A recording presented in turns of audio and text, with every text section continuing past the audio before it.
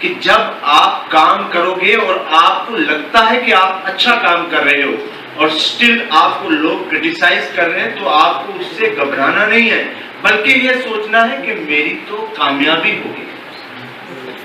और किसी ने बड़ा खूबसूरत कहा कि आप कभी भी अपनी मंजिल पे नहीं पहुंच पाओगे, आप अपनी डेस्टिनेशन, अपने मकाम पर नहीं पहुंच पाओगे अगर रास्ते में भौंकने वाले कुत्तों को आप पत्थर मारते हो। आप मेरी बात को समझ रहे होंगे कि आपने कहीं पहुंचना है, आप तरक्की की तरफ बढ़ रहे हैं और आपकी बेशुमार मुखालफत होगी, और अगर आप उन मुखालिफ करने वाले लोगों की तरफ अपना सारी एनर्जी आप उनकी तरफ लगा देंगे तो आप कामयाब नहीं हो सकते। आपकी कामयाबी तभी हो सकती है कि आप इग्नोर करोगे उन तमाम भौंकने वाले कुत्तों को या उन तमाम लोगों को जो कि आपको क्रिटिसाइज कर रहे हैं, जो कि आप लोगों को ये कह रहे हैं कि नहीं, ये आदमी गलत कर रहा है। जिंदगी में अगर कुछ करना है तो सबसे पहले हमको कॉन्फिडेंस डेवलप करना है। और जिंदगी क्या है? जिंदगी एक लात है। किसी ने बड़ा खूबसूरत कहा कि आपने जिराफ देखा है? जिराफ बड़ी सी नेक होती है, और जब जिराफ को बच्चा पैदा होता है तो पैदा होते ही वो एक लात अपने उस बच्चे को मारता है या मारती है। वो बच्चा घबराता है कि मैं तो आज ही पैदा हुआ, ये मेरी माँ है, मुझे क्यों मार रही है। वो कोशिश करता है और वो खड़ा होता है, और जब वो अपने पांव पे खड़ा होता है तो वो माँ दोबारा उसको एक लात मारती है, और वो फिर सोचता है कि ये तो मेरी माँ है। माँ का मतलब ये है कि बहुत ज्यादा शफकत और बहुत प्यार करने वाली, इसने तो 2 लात मुझे मारी। मैं पैदा हुआ तो पहली लात, लेकिन मैं खड़ा हो गया। मैं जब खड़ा हुआ तो दूसरी लात, तो मैं दौड़ना शुरू कर दिया। और जब वो दौड़ना शुरू करता है तो वो माँ दौड़ती हुई आती है और उस बच्चे को बेशुमार प्यार करती है। तो वो जिराफ का बच्चा माँ से पूछता है, मेरी माँ, जब मैं पैदा हुआ बहुत छोटा था, नाजुक था, मुझे लग सकती थी, आपने मुझे लात क्यों मारी? और जब मैं उठ गया तो फिर दोबारा मारी, क्या रीजन रहा? तो उसने कहा, माँ ने कहा कि बेटे, मैं आप में कॉन्फिडेंस डेवलप करना चाहती थी। मैं चाहती थी कि आप अपने पांव पे खड़े हो जाओ, और पांव पे खड़े होने के बाद आप खुद चलना सीख लो, क्योंकि आप बड़े नाजुक हो, आपको जंगली कोई भी जानवर खा जाएगा। हमेशा मैं आपकी हिफाजत नहीं कर सकती, मैं प्रोटेक्शन नहीं कर सकती, आपको खुद अपने पांव पे खड़े होना है। तो हमारी जिंदगी भी क्या वही एक लात की तरह है कि हमें अगर कोई गाइड करने वाला प्रॉपर गाइडलाइन देता है और हम उन चीजों को अपनी जिंदगी में अपना लेते हैं तो हमें कामयाबी मिलती है। लेकिन आज के इस दौर में हम लोग क्या, एक भेड़ चाल है, एक तरफ कोई जा रहा है तो हम लोग भी जाएंगे। भाई, आपका इंटरेस्ट ही नहीं है तो आप क्यों जा रहे हो? अगर मुझे अभी कोई कहे कि भाई आप जाके वकालत कीजिए कोर्ट में, क्या मैं कोर्ट में वकालत कर सकता था? नहीं कर सकूंगा, क्योंकि मेरी सोच, मेरा इंटरेस्ट टीचिंग में था। सबसे पहले हम लोगों को अपना इंटरेस्ट देखना है, फिर उसके बाद दूसरे नंबर पर हम लोगों को कॉन्फिडेंस देखना है। और जिंदगी क्या है? जिंदगी एक थीसिस है, एक किताब है। आप जिस तरह की थीसिस, जिस तरह की किताब लिखोगे, वैसे ही आपकी स्टोरी जो है आपके सामने आएगी। लेकिन सबसे दुख की बात आजकल के इस दौर में आती है, हमें इस तरह के उस्ताद बड़े कम मिल रहे हैं, बहुत कम मिल रहे हैं, जिनसे हमने सीखा। और आज अल्लाह का करम है, नेशनल और इंटरनेशनल लेवल पे हम लोग बात करते हैं, बड़े बड़े साइंटिस्ट लोग बैठे होते हैं, लेकिन हम कॉन्फिडेंस से बोलते हैं। लेकिन वो कॉन्फिडेंस हमें दिलवाया किसने? आज क्यों गिरावट पे हमारा एजुकेशन सिस्टम जा रहा है? क्योंकि जो लेक्चर देने वाला है उसको खुद पता नहीं है कि कैसे देना है। स्किल डेवलपमेंट आजकल का जो दौर है वो स्किल डेवलपमेंट का है।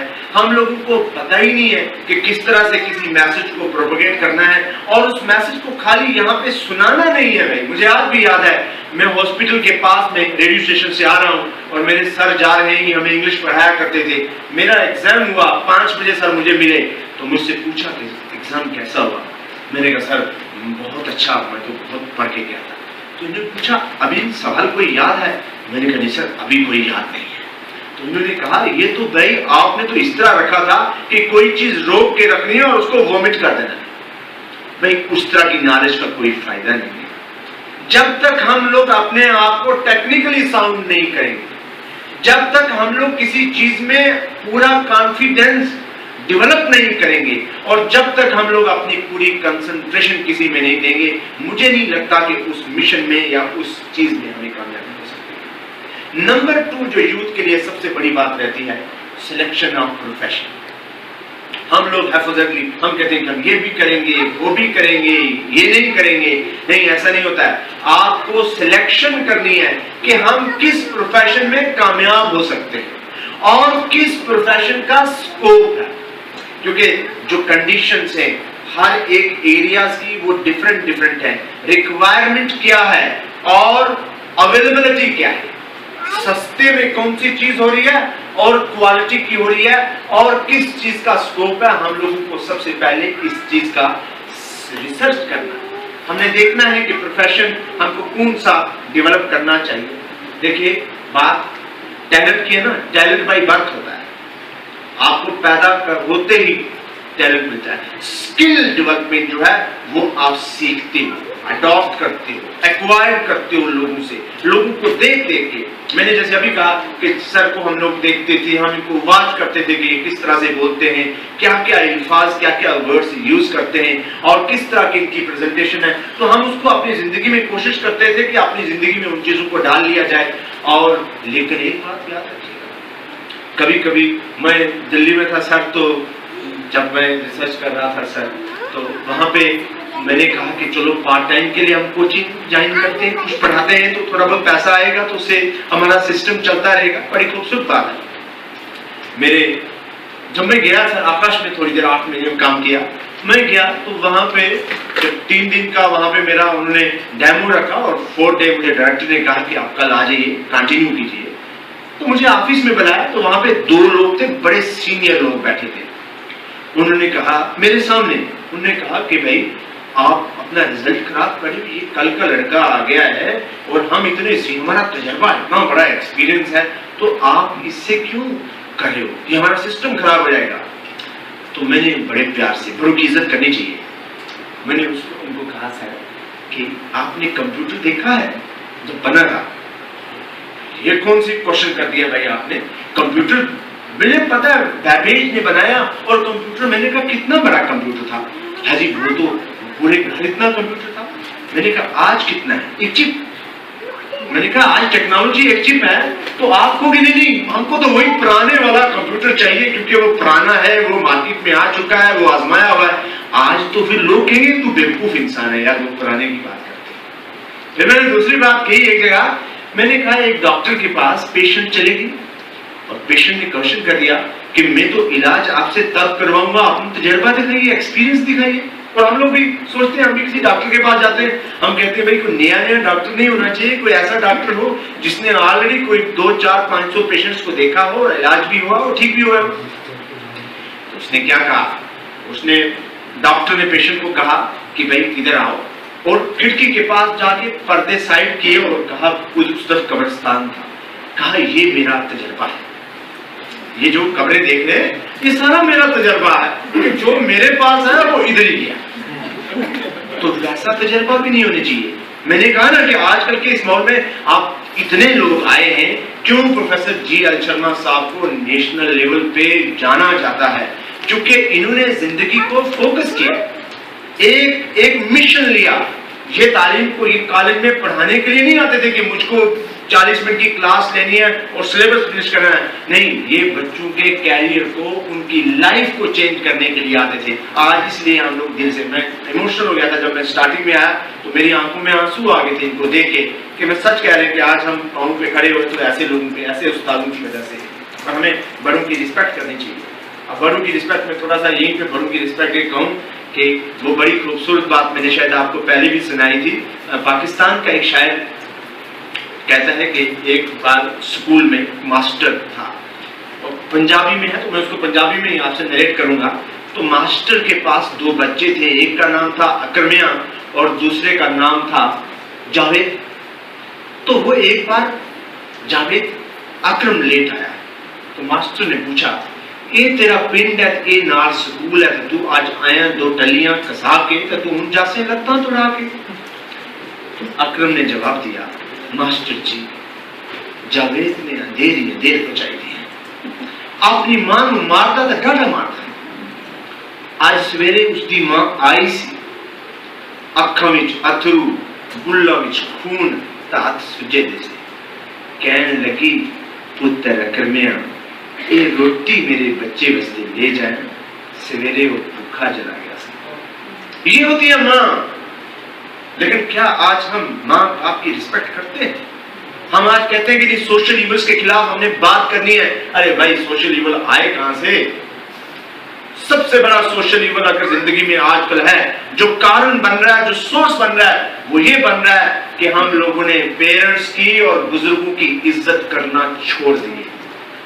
हम लोग वो पेरेंट जो एक तिनका जमा करके बड़े बड़े घर बनाए और हमारा कैरियर बनाया, हमें इस स्टेज पे पहुंचाया, आज हम उनको कहते हैं कि नहीं आपको मालूम नहीं चलिए, आपको मालूम नहीं चलिए। इसीलिए किसी माँ ने कहा था कि जब मेरे बेटे ने पहली बार बोलना शुरू किया और जब मेरे बच्चे ने पहली बार माँ कहा तो मैं तड़प उठी, पूरे मोहल्ले में मिठाइयां बांटी और चिल्ला के कहा कि मेरे बच्चे ने आज बोलना शुरू कर दिया।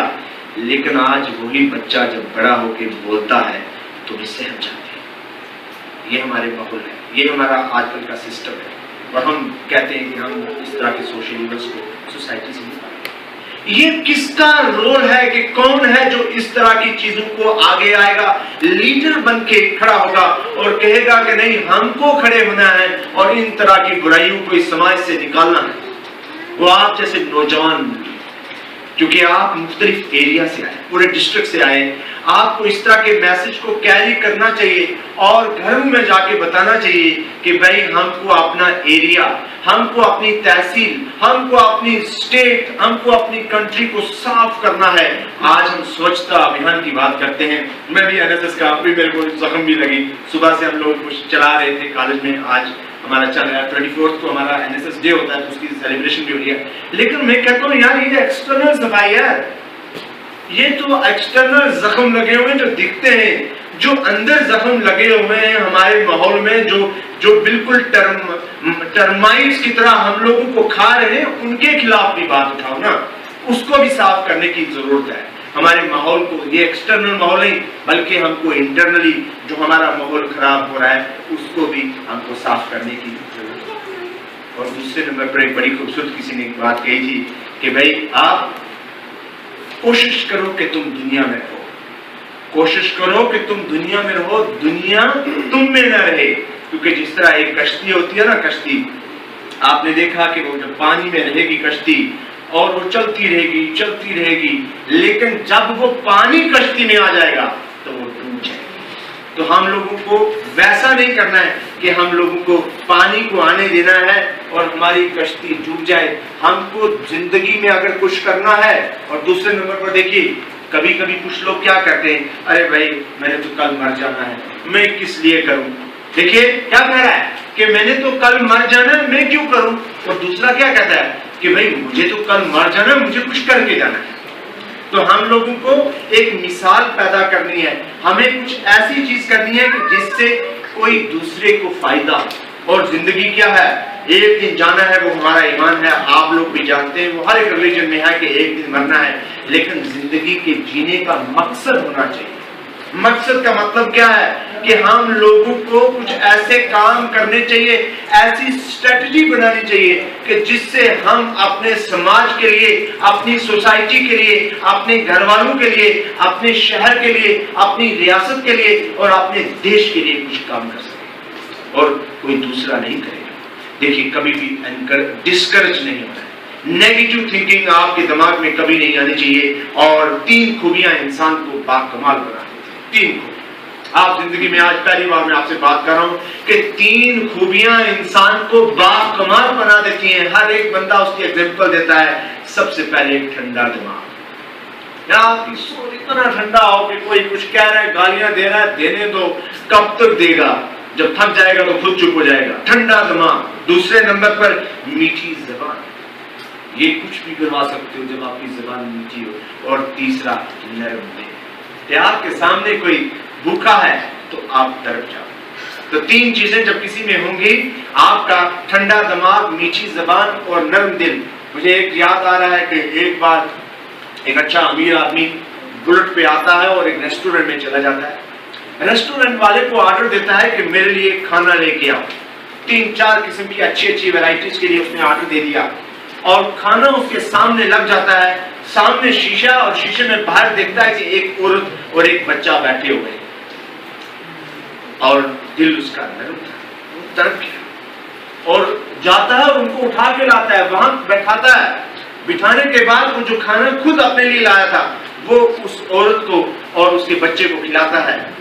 और जब वो बिल देने के लिए जाता है, खूबसूरत बात यह है कि जब वो बिल देने के लिए मैनेजर के पास जाता है, मैनेजर बिल बनाता है और बिल में आता है 0। नहीं समझे आप कि बिल में आता है 0?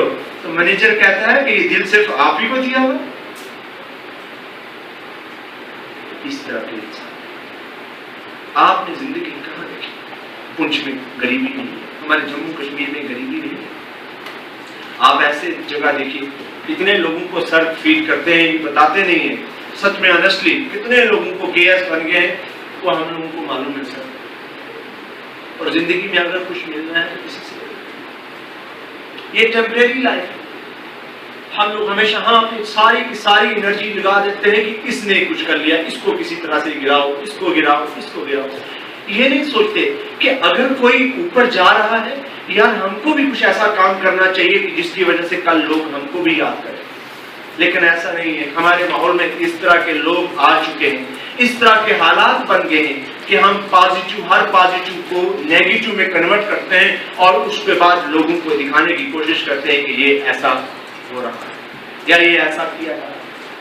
हम लोगों को आपस में एक जिंदगी में दूसरे नंबर पर जो सबसे बड़ी बात है, ख्वाब, सपना, ड्रीम।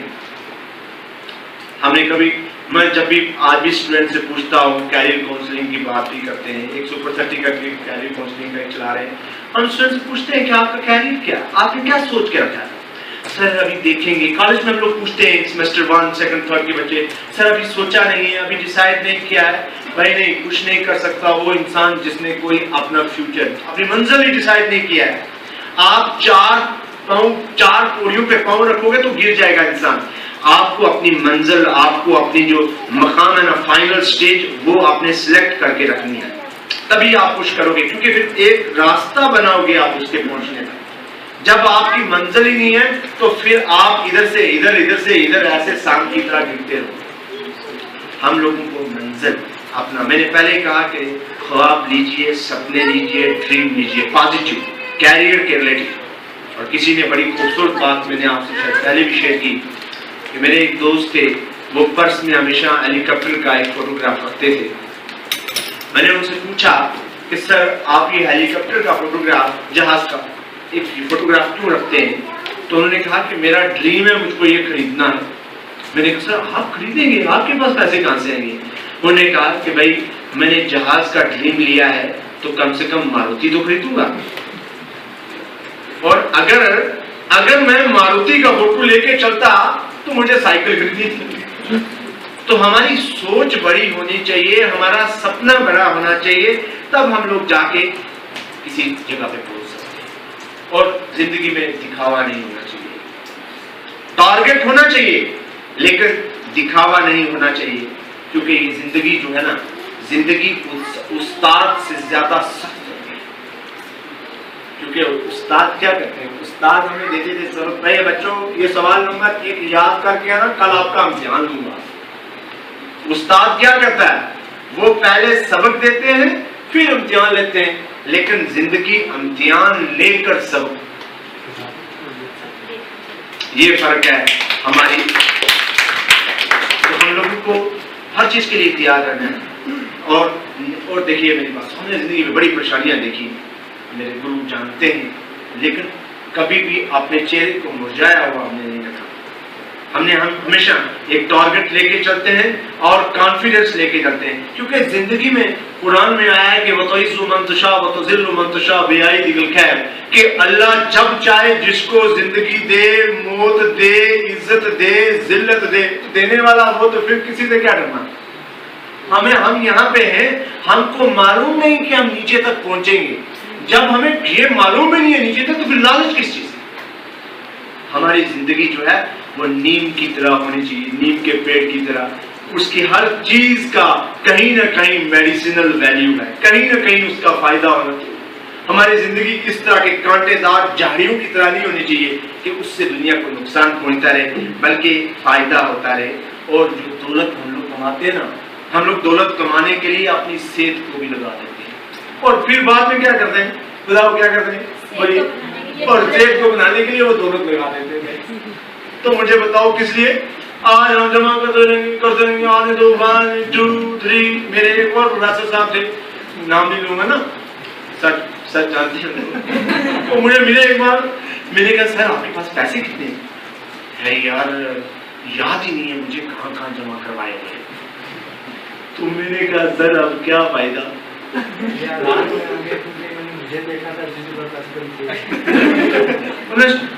लेकिन सर देखो आपका वो था ना, देखो मेरी बात सुनो, आप सच्चे हैं, ऑनेस्ट हैं, डेडिकेशन है और प्यार करते हैं, और जिस टीचर में ये मालूम ही नहीं कौन हिंदू, कौन मुस्लिम, कौन सिख, सारे उनके बच्चों की तरह हैं, तो ऊपर वाला रिवार्ड देता है, बच्चा की ऐसा फीसद, एक बेटा आज की ऐसा फीसद। अल्लाह ने इससे ज्यादा इज्जत क्या है? 21 साल में आप सर प्रोफेसर लग गए, हजारों की तादाद में आपके स्टूडेंट हैं जो आज भी हिम्मत नहीं करते बैठने के लिए। इससे बड़ी इज्जत क्या मिल सकती है? ये पैसा, ये दौलत, ये टेम्परेरी चीजें। मैंने वो आदमी भी देखा है सर कि जो क्या करता था, वो एक जो ना आपके गांव में वो मक्की को करते हैं, वो उसको क्या बोलते हैं, पत, नहीं हाँ पत बोलते हैं, जिससे वो सर बहुत सारे 10 किलो उसमें आ जाते हैं। वो पैसे उस पत से क्या करता था, गिन नहीं सकता था। लेकिन उसका मैंने सुना कि एक दौर वो भी आया कि वो नस्वार, आप जानते हैं ना, लास्ट में किसी से कहता है कि कोई देखना कोई नस्वार वाला आदमी, मुझे थोड़ी सी नस्वार चाहिए, क्योंकि वो दिखाता है। आपने देखा सद्दाम हुसैन गोल्ड के कप में चाय पीता था, बिस्तरे गोल थे, लेकिन कहां से पकड़ा गया? कर्नल कज़ाफी कहां आता था और कहां से पकड़ा गया? और बेशुमार लोग हमारे पास इतनी एग्जांपल्स हैं कि जिसका कोई मतलब हम बोलते रहे तो इतने नाम हमारे पास हैं कि नीचे से ऊपर वाला ले गया और ऊपर से नीचे भी ले गया। लेकिन वो जो थोड़ी सी जिंदगी आपको दे दी, अगर आपने उस जिंदगी में कुछ ना कुछ कर दिया, तो मुझे लगता है कि आप अपने लिए नहीं बल्कि आप अपनी सोसाइटी के लिए काम कर रहे हैं। और इस तरह के काम जब आप करते रहेंगे तो आपका नाम भी होगा, आपके पेरेंट्स का नाम होगा। और मैं आपको रियलिटी बताऊं कि जिंदगी में एक ही रिलेशन है जिसको हम सेल्फलेस रिलेशन कहते हैं, और वो रिलेशन है पेरेंट्स का, वो रिलेशन है माँ का, वो रिलेशन है बाप का। क्योंकि आज जब हम स्टूडेंट से बात करते हैं, हम उनसे कहते हैं कि बच्चों जब आप 6 दिन यहाँ पे रहते हो और जब सैटरडे को आप घर जाने वाले होते हो, पूरे 6 दिन आपकी माँ आपका रास्ता देखती रहती है और थोड़ी थोड़ी करके वो चीजें जमा करती रहती है। और जब आप सैटरडे को जाते हो तो पूरी रात वो आपको वो चीजें जो उसने 6 दिन रखी हुई थी वो खिलाती है कि मेरा बेटा आज 6 दिन से आ रहा है। सेल्फलेस है। जब आप घर जाओगे तो पहला सवाल पेरेंट्स का यही होगा कि बच्चे कुछ खाया दिन को, आप भूखे तो नहीं रहे। लेकिन बच्चे जो है ना, बेटे सेल्फिश हैं, बहन भाई में सेल्फिशनेस हो सकती है, लेकिन बीवी में सेल्फिश, हस्बैंड में सेल्फिश, लेकिन माँ बाप एक ऐसा रिलेशन है जिसमें कभी भी सेल्फिश नहीं हो सकती। तो आपको जो स्ट्रेटजी आपको डेवलप करनी है अपने कैरियर के लिए, अपने फ्यूचर के लिए, और इस तरह की देखिए कुछ ऐसी चीजें जिंदगी में लानी है कि जिनसे आपका सिस्टम, आपका निजाम भी चला। ये नहीं कि आप सोशल में, आपको कहूंगे नहीं आपने सारी जिंदगी सोशल वर्क में लगा दीजिए, भाई नहीं। हमारे प्रॉफिट ने कहा कि आओ नमाज पढ़ो, नेक काम करो, उसके बाद आप निकल जाओ अपने कमाने के लिए। ईमानदारी से, मेहनत से, मुशक्कत से आप कुछ कमा के लाइए, वो आजादी है। कोई इसमें नहीं है कि छोटा काम या बड़ा काम, कोई नहीं होता। वो हम लोगों ने खुद इनको क्लासिफाई किया होता है कि ये काम छोटा है, ये बड़ा काम है। काम काम होता है। आप करिए उस काम को और अपनी जिंदगी में कुछ ऐसा काम कीजिए कि जिससे आपका सर्कल भी चले, और आपका सर्कल सिर्फ आपका ना चले बल्कि आपके साथ 100 लोगों का सर्कल चले। और मैंने पहले भी एक लेक्चर में कहा था कि हम लोगों को नौकरी नहीं चाहिए, हम लोग नौकरी हासिल करने के लिए नहीं जाने चाहिए, बल्कि हम लोग एम्प्लॉयर होने चाहिए कि हमको तो नौकरियां देनी है, हमको इस तरह का काम करना है कि जिससे कि हमारी वजह से कुछ लोगों की नौकरियां लग जाएं, कुछ लोगों के घर में चूल्हे जल जाएं। मुझे आज भी एक वाकया याद आ रहा है। मेरे रिलेशन में थी एक रिश्तेदार मेरी थी, वहां पे उसके घर में जब गए हम लोग, और आधा घंटा हो गया हमें बिठा के गए कि भाई चाय, आधा घंटा 1 घंटे से चाय नहीं आई। तो सर जब हम किचन में गए, मुझे आज भी वो मोमेंट्स याद है, आज से 15 साल पुरानी बात सुना रहा हूँ। जब किचन में गए तो वो औरत बैठी है, मेरी रिश्तेदार है, और रो रही है, और छोटा सा बच्चा है उनकी गोद में और रो रही है। तो हमने अचानक देखा उनको, तो मैंने कहा क्या हो गया? तो उन्होंने सर नीचे कर लिया, क्योंकि वो दिखाना नहीं चाह रही थी। देखिए ये भी किसी लोगों का ऐसा होता है कि वो अपनी गुर्बत को हमारे साथ शेयर नहीं करना चाहती थी, लेकिन उन्होंने स्टोव जला के रखा हुआ है, पानी चल रहा है, और वो भूख से बच्चा तड़प रहा है, छोटा बच्चा है 6 महीने का। तो मैंने कहा भाई चाय नहीं आई, हम लेट हो गए, तो हम कुछ बोल नहीं पाए। तो मैंने जो ही उसका ढक्कन उठाया तो उसमें स्टोव पे पानी रखा हो और पत्थर रखा हो, और उस बच्चे को बार बार दिखा रही है कि अभी तेरे लिए बन रहा है, खाना बन रहा है। तो इस तरह के मोमेंट्स भी हैं। आप लोगों ने ये जिंदगी नहीं देखी है भाई, आप लोगों ने बड़े आराम की जिंदगी देखी है। और किस तरह से वो औरत थी कि अपनी गैरत, ये देखो कि वो हमसे शेयर नहीं कर रही है कि नहीं नहीं मैं इनसे शेयर नहीं करूंगी, अपनी खुददारी में रही, वो बच्चे को भी इस तरह से करके रही। तो इस तरह के माहौल में भी रहे। आज अल्लाह का करम है कि वही औरत आज उसके बेटे के पास गाड़ी है, घर भी बन गया है, सब कुछ बन गया है। तो क्या हुआ कि मेहनत की, मांग के किस तरह से बच्चों को पढ़ाया, और आज बच्चे उससे ही लाइन पे आए। आप लोग भी एम्बेसडर हो।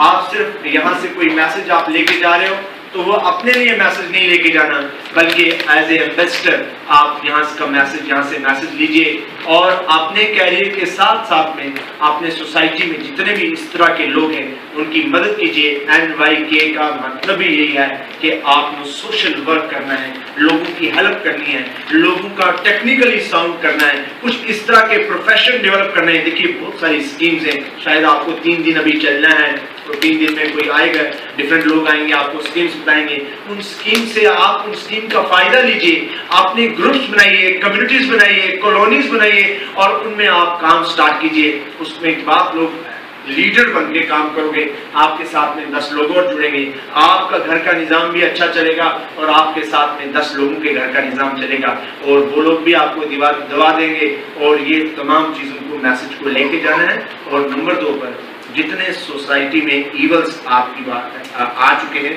उन ईवल्स को आप लोगों ने निकालना है, उस ईवल से आपने भी निकलना है। आज के माहौल में बहुत जल्दी से आप जैसे नौजवान जो हैं 17, 15 से लेकर 35 साल के लोग